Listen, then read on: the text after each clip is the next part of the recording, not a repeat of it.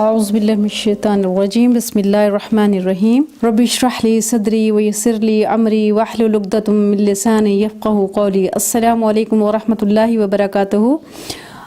آج ہم پارہ نمبر 1 الف لام میم پر تھوڑا سا غور و فکر کریں گے کہ اس کے خلاصے میں کون کون سی عمل کی باتیں ہیں جن کو ہم اپنی زندگی میں لا کر بہترین پکے اور سچے مسلمان بن سکتے ہیں اور انشاءاللہ اللہ کی رضامندی بھی حاصل کر سکتے ہیں۔ نمبر 1، دعا مانگنے سے قبل اللہ کی تعریف کرنا الحمدللہ رب العالمین اس کی وضاحت کرتی ہے۔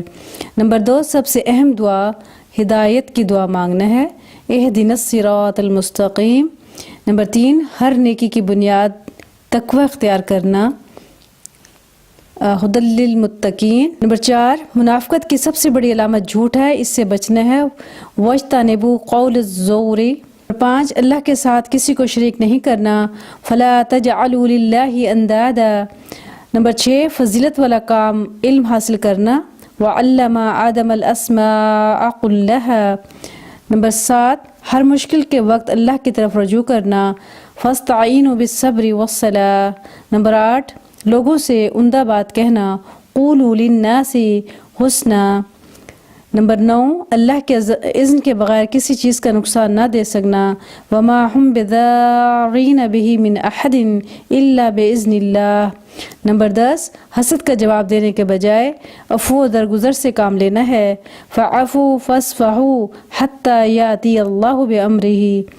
نمبر 11، احسان کے درجے پر عمل صالح کرنا ہے، من اسلم وجہہ للہ وہو محسن۔ 12، ہدایت صرف اللہ سے مانگنا، ان ہدی اللہ وہو الہدی۔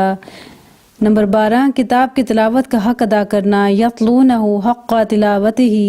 نمبر 13، مرتے دم تک اسلام پر قائم رہنا، فلا تموتن الا وانتم مسلمون۔ نمبر 14، اللہ کا فرمانبردار بننا ہے، نحن لہ مسلمون۔ نمبر 16، صحابہ جیسا ایمان اختیار کرنا ہے، فإن آمنوا بمثلہ ما آمنتم بہ فقد اہتدوا۔ نمبر 17، اللہ کے لیے خالص ہو کر ہر کام کرنا ہے، نحن لہ مخلصون۔ نمبر 18، اپنے عمل کی بہتری کی طرف توجہ کرنا ہے، لہا ما کسبت ولکم ما کسبتم۔